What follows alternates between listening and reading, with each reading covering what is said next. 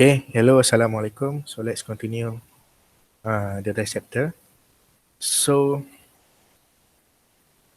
we'll start the second video for uh, this slide, modern realism. So before this, we already cater about the classical realism, but now I would like to discuss and analyze, about the modern realism.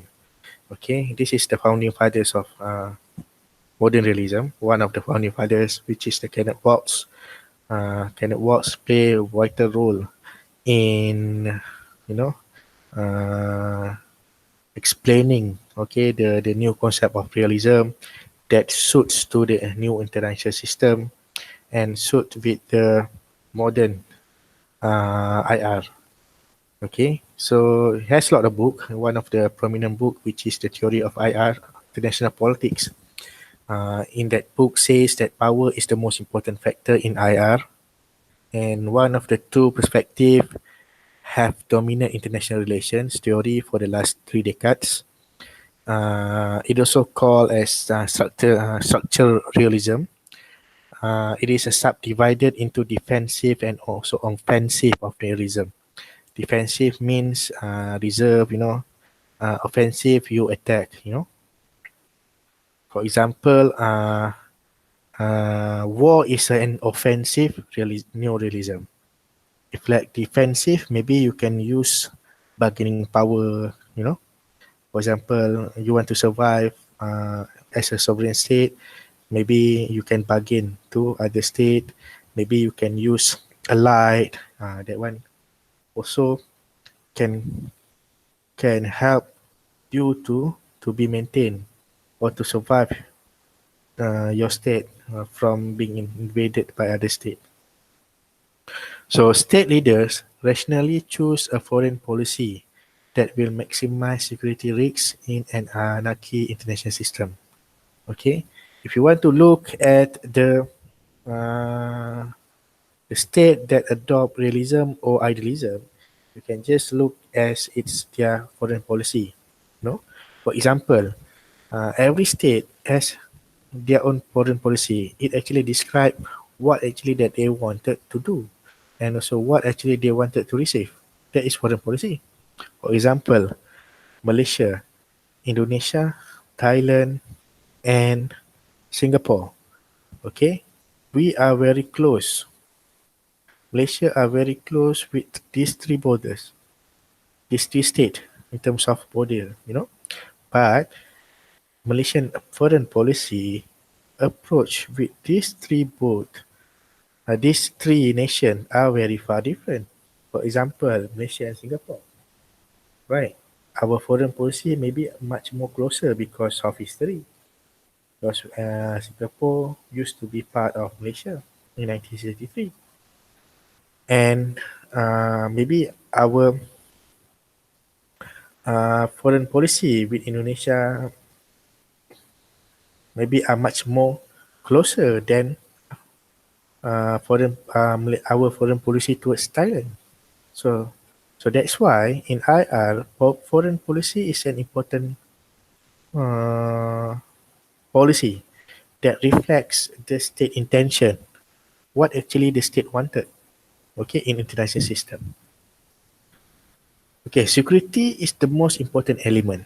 Okay, for every state right now, security are most important. For example, we are having crisis of pandemic right now, right? COVID-19. You can see how actually every state try to, cope these issues, try to exclude, to have a lot of strategy being used. For example, Malaysia, Singapore, they have their own strategy to make their state clear from COVID-19. So this is what we call uh, an approach in terms of security, right? Uh, when we talk about security, security has two types of security. For example, first is threat. In security, they have two threats. First is traditional threats. Second is non-traditional threats. Okay, in traditional threats, will be the war or military intervention. Okay, from history until now, war is a threat to every state. So that's why we call it traditional threats.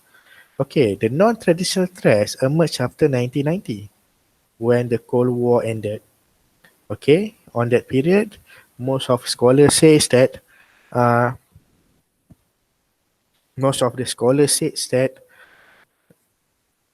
war will no longer being a threat to the state. The other threat will emerge. For example, new threats, which is the human trafficking, transborder crime, terrorism, pandemic like COVID-19, and etc. So every threats that occurs rather than traditional threat would be considered as the non-traditional threats.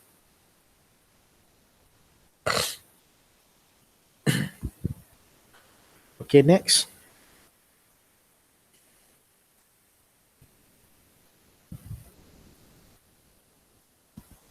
Okay, assumption in terms of neorealism. Okay, state and other actors interact in anarchy environment. Okay, as we know that realism always embrace that international system is anarchy. Okay, second, the structure of the system is a major determinants of actor behavior. For example, hegemonies and also alliance. Or more all of the state wanted to become hegemonies. For example, American, right? And alliance. Alliance are very important. For example, if you are a small state, you are not good in in your military capability. You cannot attack and win the war. And also you cannot cope if some state wanted to invade you or wanted to attack you. So you have to go for alliance. Okay. So state are self-interest oriented and also anarchy. And competitive system push them to favor self-help. Okay. So self-interest is very important. For example, in Malaysia also we adopt self in our the self-interest policy started from 1970 when the British and also the colonial pull out from Malaysia, and because of the issues in Suez, Suez is policy issues. They wanted to strengthen their military in Middle East, so they pull out all of their military capabilities in Southeast Asia. So on that period on 70s, Southeast Asia have to become self-interest. They have to stand alone. They have to develop self-help system to be survival in the international system. Okay, so that is the one of the contoh or example. Okay, and next state selecting strategy to maximize benefit and also minimize loss. So every state might use strategy. What is a strategy? It depends on the state. Okay, but as I said to you, as a realist perspective, in realist perspective, most state will look at benefit then only they join. For example, why we joining ASEAN? We feel that ASEAN will help us a lot of benefit rather than losses. So that's why we join. Why do a lot of states feel that joining United Nations would be a good thing to them? Maybe they feel that UN can protect their security. So because of that, they join UN. Okay, and they will see other state as a threat. For example, Rousseau, okay, Jacob Rousseau says that anarchy system which will foster jealousy, suspicions and also insecurity. You will feel that, for example, India and Pakistan. You look at India and Pakistan. If Pakistan launch their nuclear testing, for sure India will launch. Because they will feel that the launch of the nuclear weapon will make them insecure. They will feel that Pakistan are more better from them. So that's why the jealousy and also the suspicions. Okay. submissions. Sebut susah. Okay. So that is why if you look at every conflict that happen in the world right now, okay, still cannot be what do we call? Cannot be settled in this world because of the desire of people itself that actually make the conflict remain the same from from the start until now. Okay. Okay. Benefit of realism. Okay. Realism strive to relieve their insecurity by improving their position relative to the originally secure nations. So the originally secure nation will then see its security at role and also react by attempting to improve its position, as for example in terms of economy, military and also technological capacity. So they will feel that if let's say for example one state build their military capability, so it will feel unsecure with other state. For example, the neighbor, that state that live neighbor to the state. For example, when China developed its economy, it it portray a jealousy to the US, you know. So that's why until now the conflict will still occur. You know, the insecurity will still occur because most of the state they don't feel insecurity, and also they don't trust any state that what the state are doing in international system. Okay, the strong do what they have the power to do, and the weak accept what they have to accept. The avoiding dependency upon other state is necessary to minimize state exposure to the dangers of anarchy. For example, you know, dependency theory, the state, for example, the lower income and middle income always rely on the higher income state in terms of supply things and everything. So if you avoid dependence and you use self-help state, you will minimize exposure from the dangers of anarchy, you know, being invaded by them. So each unit can survive and function even in the absence of all others. It contrasts to an organism, organism in which the whole is dependent upon the specialized function of each organ. So survival mode is very important, you know, through the in terms of realism, you know. If you can't survive, it's hard for you to you will be swallowed by the superpower or the hegemonic state. So you have to be in survival mode. You have to survive. You have to play.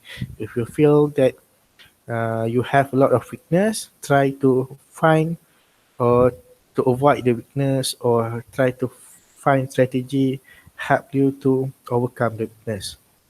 Okay, all will attempt to maximize their security in order to mitigate the effect of anarchy, but will not fare equally since they have different resources to channel into the effort. So if a more capable state achieving supremacy over others, so there is nothing to prevent one of those states are a coalition of them trying to enhance their capabilities in order to accept the hegemony from its position. Okay? So since they are not a block of hegemony from exploiting its position, so that is maximizing its interest.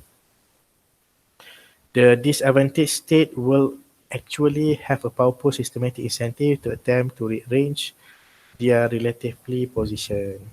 Okay, so this is the comparison. You can just look at it. Classical realism and also neorealism. Okay, so classical realism look at rules of international conflict and war is imperfect human nature. Realists maintain that its deep causes are found in the anarchy international system.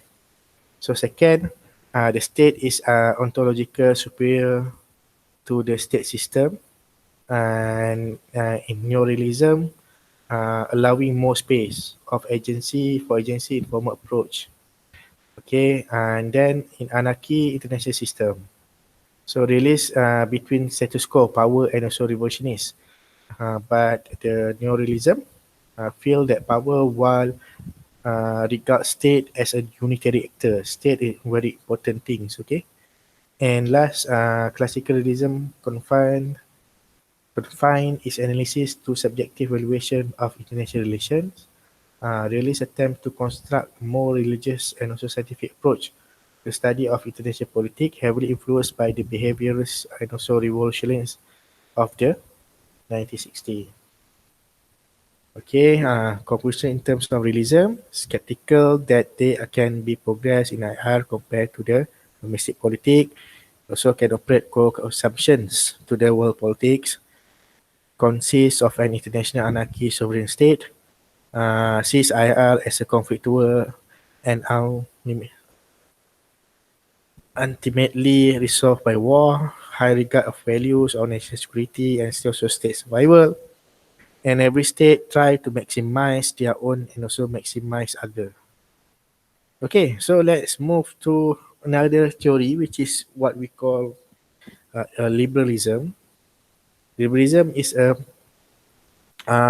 foundings and also uh,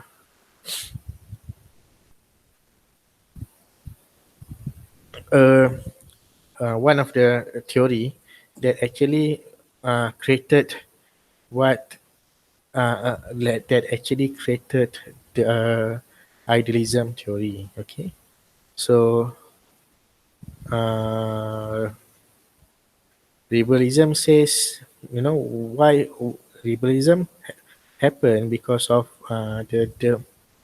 the hurtings of people, the sufferings of people, when they see war always occur in the world, a lot of casualties, uh, many people die because of war, and some people says that this is not right.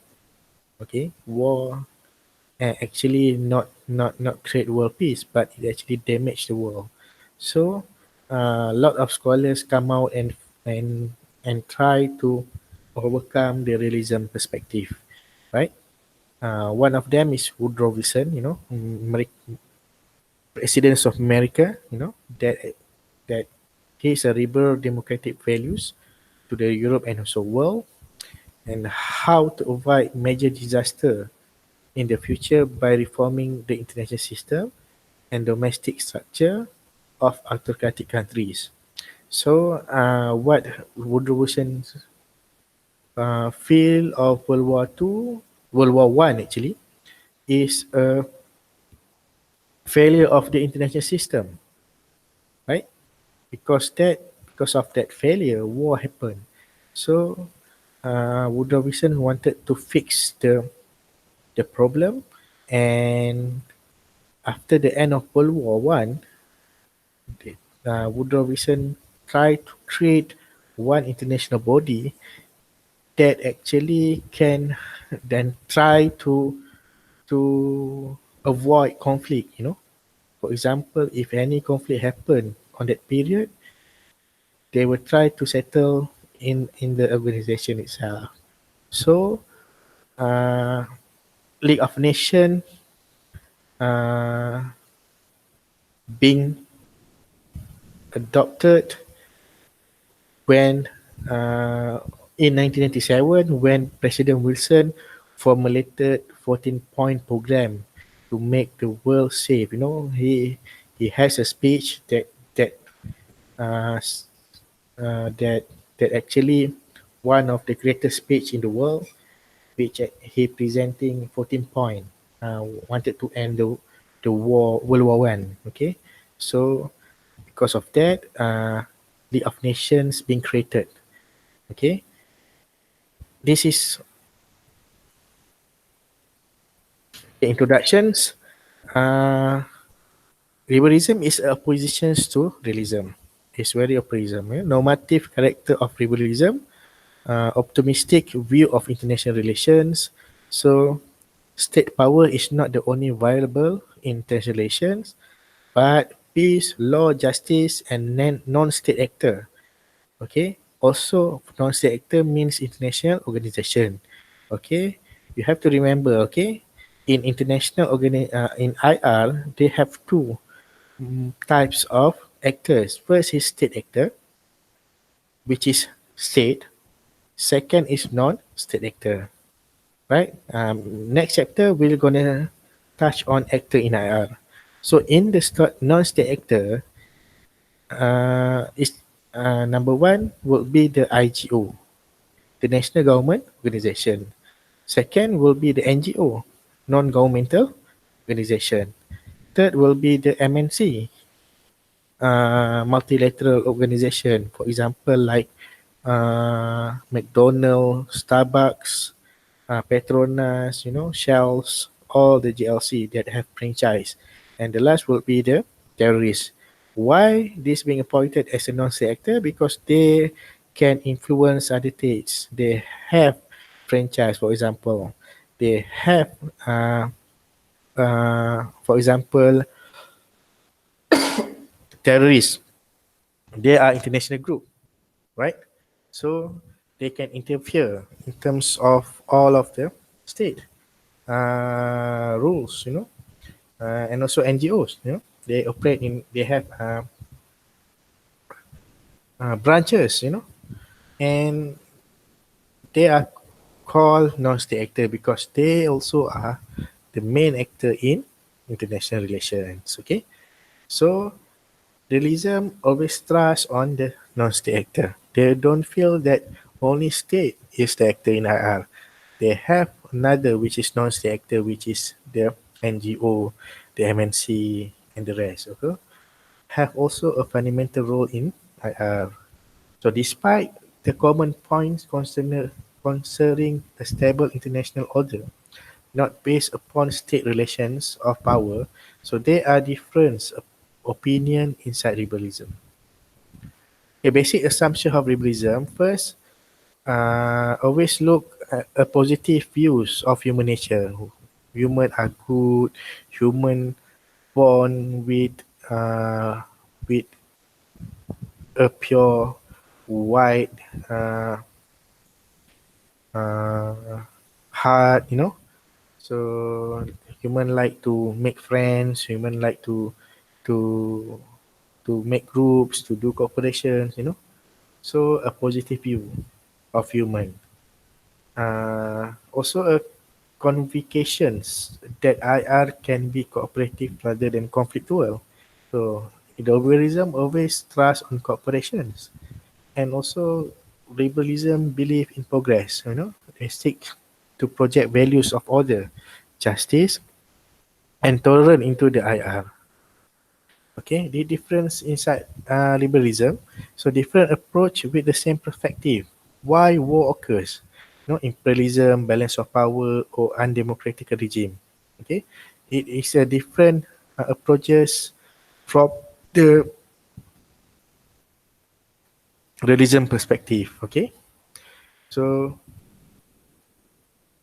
peace or order. What's the objective of the world politics?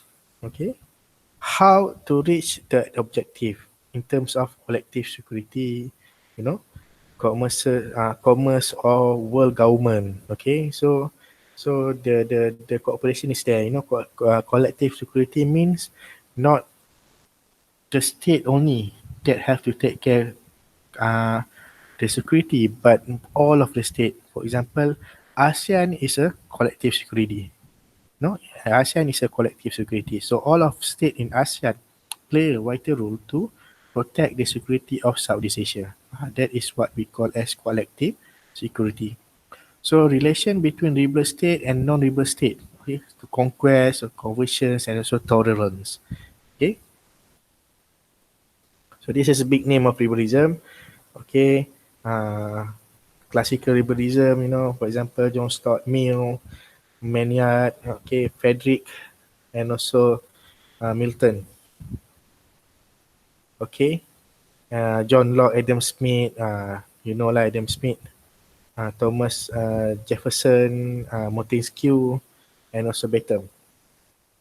Okay, so this is the most of the historian and also scholar of the liberalism. So liberal internationalism. Okay, reactions to the international religion. Okay, Immanuel Kant, you know. So stated that lowest in of the Savagery proposed a perpetual peace through a federation of free republican state. Believed that reason could divide freedom and also justice in international religion. So a federal contract between states would be required to abolish war. Okay, for example, a permanent peace treaty. Okay, so peace treaty will demolish war and create a world peace. Okay, Bentham defends that the Federation of States was able to prevent war between its members, putting an end to the pattern of recurring to war as a way to settling dispute. Okay, so between the interests of nation, there is now here any real conflict. Okay, Cobden believed that the progress of freedom depends more upon the maintenance of peace, the spread of commerce, and the diffusion of education, that upon the labors of cabinet and also foreign policy. So if you look at this slide, shows that first war can be prevented. Okay, first war can be prevented, and conflict can be settled, and world can be maintained without war. You know, peace can be achieved without war, and also uh, you know the real things that if you can avoid war as far as you can, it is a good way to settling dispute. This is liberal perspective. Okay, it also stated that state would be submitted to a system of legal right and also duty, but without to the need of any world government. Okay, so there is a natural order underpinning human society, a natural harmony of interest in the international mission. In the IR, it says that although uh, the rights of the legal also need to have for example law, rules of law in the state itself, and the human right also should be implemented by the rights of the people. And liberalism always trust that every human need to have rights of freedom. So, for example, freedom of speech, freedom of to become people. So this right should be imposed by the state or by the government itself. Okay, so we'll look at the idealism. Idealism, contrary to the liberal internationalists, idealism do not defend a natural harmony between state. Okay, so idealism assert that the international order should be constructed and managed by an international organization. Okay, so uh, while idealism sees that the liberalism perspective are more to the cooperation. So idealism also adopt uh, the international organization is one way strategy to settle the dispute. Okay, okay. Hobson's opposed the naturalist. Okay, visions of Adam Smith. Okay, a believer in the fact that the pursuit of individual interest led to the inadvertently to the promotions of public good, and defend that capitalism and imperialism causes conflict in the international politics. So Adam Smith says that, and also John Hobson also said that uh, capitalism, imperialism causes conflict in IP. So it is not good, you know. Okay, liberalism, internationalist assumptions that interdependence was associated with peace was contradicted by World War One. Idealists believe that peace is not a natural condition but needs to be constructed. Okay, for example, you need to engage. For example, any conflict happen, you need to engage, right? You need to have one body system, one international government that can take care of this conflict. So, according to Wilson, peace could only be secured with the creations of international institutions that regulated international relations. Balance of power and secret diplomacy was not a guarantee of international security. Okay, analogy between international order and also domestic order. So Wilson stressed his 14 point, and the creations of the League of Nations materialized the idealist approach on international relations. So what is the 14 point? So we look at the uh, Wilson 14 point. Okay, so this is the Woodrow Wilson 14 point. So it stated that these were defined by Wilson in an address to Congress of January 8, 1980. Summarized, it is long, so this is the summarized version. So the first is open convent of peace, openly arrive at. Second, freedoms of the sea, you know. So every state need to have freedoms of the sea, you know, in peace and war. Okay. So equality of trade conditions. So every state need to have equality in terms of trade. Okay, reductions of armaments. So uh, you cannot build arm race. Uh, Adjustments of colonial claim with reference to the wishes of the governance populations. Okay, so vacating of all Russian territory, vacating of restorations of Belgium. This is because of the uh, World War One damage reason. So evacuations of French territorial, restorations of Alsace-Lorraine. Okay, readjustment of Italia frontliner along lines of nationalities, autonomous development of the Austria-Hungary, dependence of Romania, Serbia, and also Montenegro, requinish of Turkey control under the non-Turkish populations, eradications of independent police state, and the last would be a League of Nations is being built to guarantee independence of integrity to the great and small state. Okay, so after this point, this 14 point, so League of Nations was established. Okay, but League of Nations failed because of the World War II. Okay, when we were to engage, so it shows that League of Nations fails. When Hitler started the World War II in 1939. Okay, idealism. The League of Nations was based upon the idea of collective security. As I said, collective security ni is it's not a one state have to take care of the security, but most of the state have to play its vital role to protect the security. But the failure of the League of Nations and the World War to happen would be the bury of idealist expectations of international peace. But however, after the World War to end, some of the liberal ideas were implement,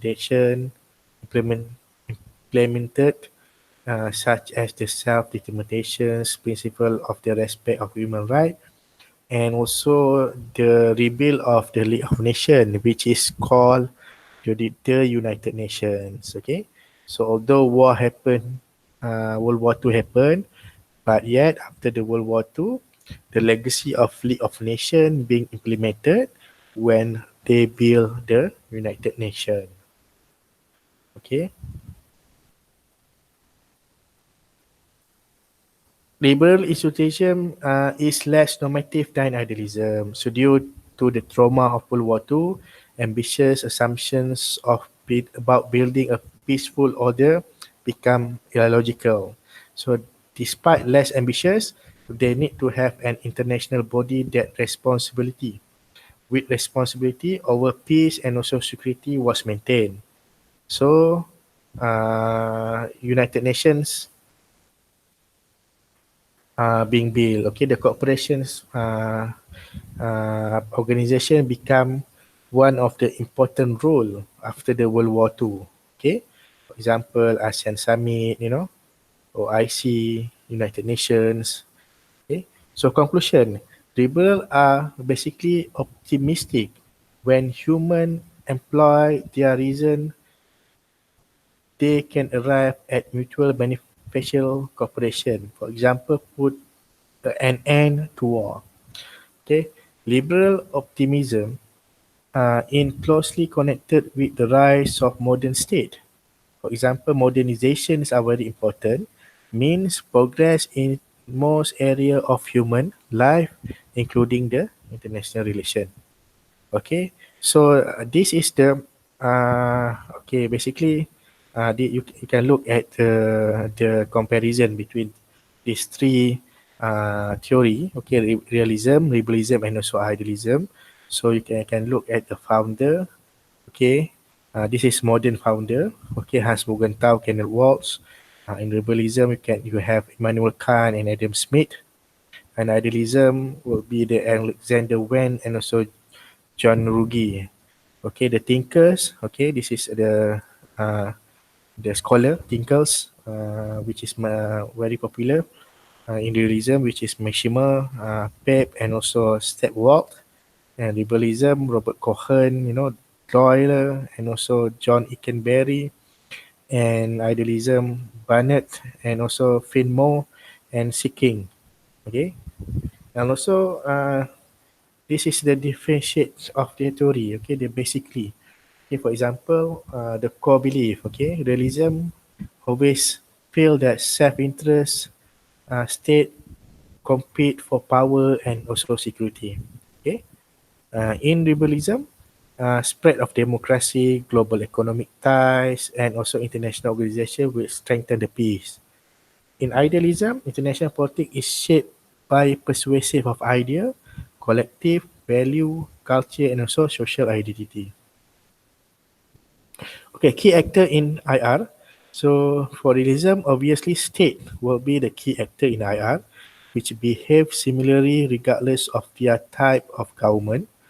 And in liberalism, not only state, plus international institutions and also commercial interests. And also idealism, same, state and also international institutions, and it promote new idea, for example, transnational activist network and also non-governmental organization. Okay, in IR, in IO, international organization. And main instrument for realism, obviously military power and state diplomacy. Okay, for liberalism, international institutions and global commerce. And for idealism, idea and also value. Okay, and the last would be theory intellectual blind spot.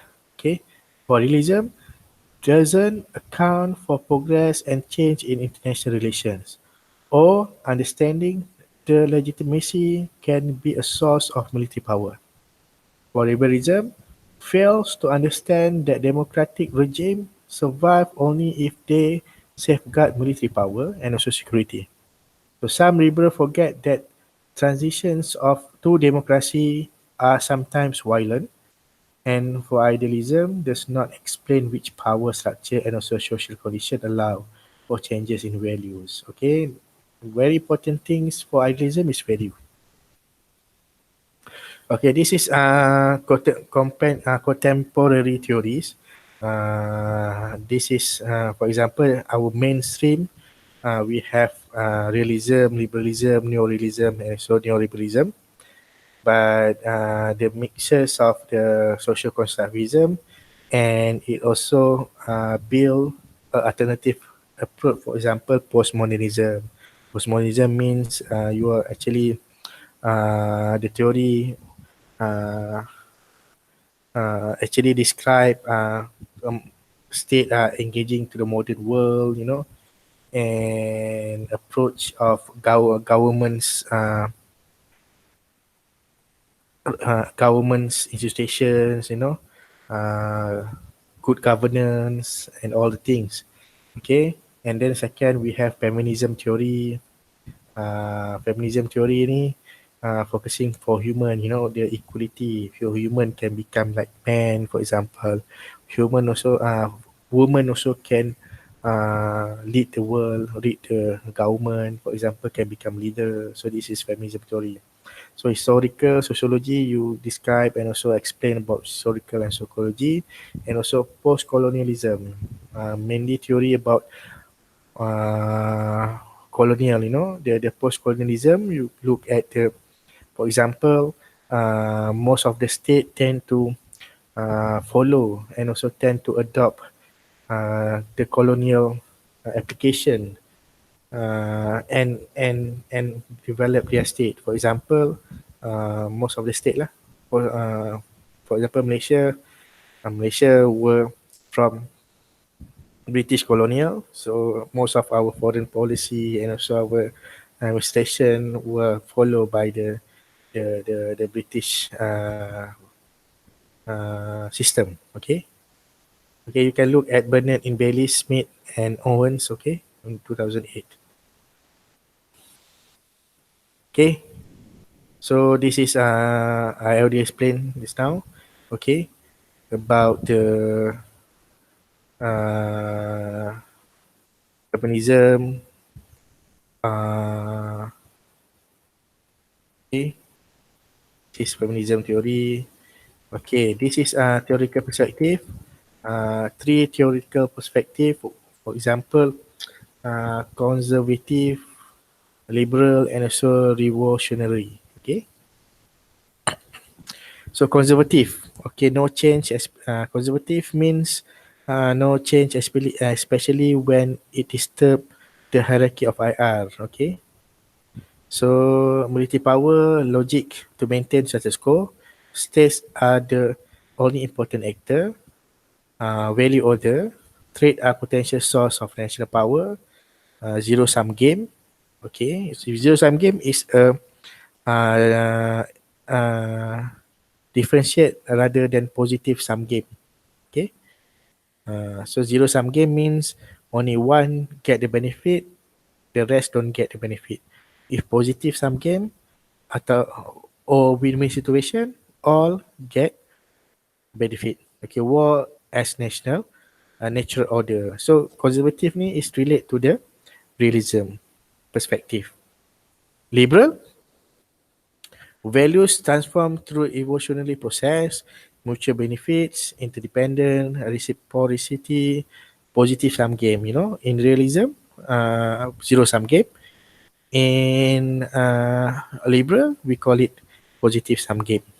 So IPE is important, international political economy, values freedom, for example, free trade and ideas, war as not natural tendency but a tragic mistake, many innocent involved. Okay, revolutionary and also alternative, okay, rather than this, that realism and also idealism, realism and also liberalism. So revolutionary alternative uh, means that reformations of the status quo through revolutionary or rapid change focus on unfair and also exploitative aspect of IR and effort to radical change that relationship tend to value justice. Okay, so dealing with not sub relation, for example, third world development. Okay, war is a product of underlying exploration and so exploitative economic relations. Okay. Okay, this is behaviorism. Focus, this is alternative, alternative theory. focus on the action interactions by using scientific method of observations and to quantify. Consider only observer behavior you observe as relevant to scientific and so rejection metaphysical. No numbers not scientific. And started in US since 45. Europe, Britain not attracted to behaviorism and more qualified. So this is alternative theory lah. Okay, dependency, state depends. Okay, for example, dependency theory. So north-south relation, for example. So for example, Malaysia depends on Britain. Uh, and I also already mentioned to you in the state system, we have the state will divided by the three types. For example, the first world, second world, and third world. Okay, or we call it peri, semi-peri, and also peri-peri. So first world will depend on second world and third world in terms of natural resources, right? So the second world and third world will depend on the first world in terms of the product, policy, and everything lah. Okay, so this is about dependency theory. Okay, order world system theory. So view world in terms of regional, developed country from the core and also under development. So country as periphery. Okay, periphery means third world lah. In between the two, they are semi-peri. Okay. Progressive state or second world state. Okay. Within the periphery, they are also center core, like Malaysia.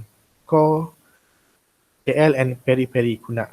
Okay, for example, Malaysia is a progressive state. If progressive state, it means that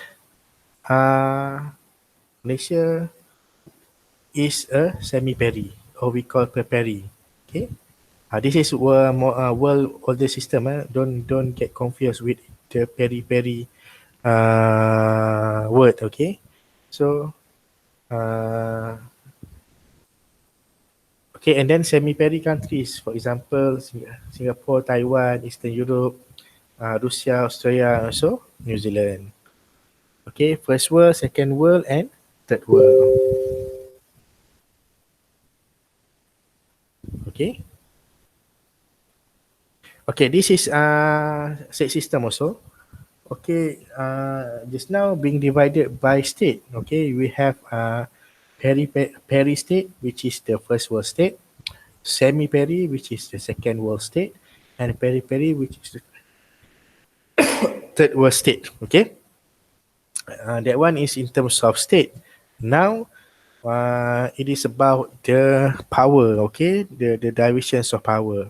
For example, multipolar. Multipolar means in the world, in the entire world, they have a lot of power, a lot of state that can remain as a dominant in the international system. Okay, for example, World War One. You know, we have Britain, we have Germany, we have Russia, we have Hungarian, we have US, like that. So these all state were creating what we call as multipolar system.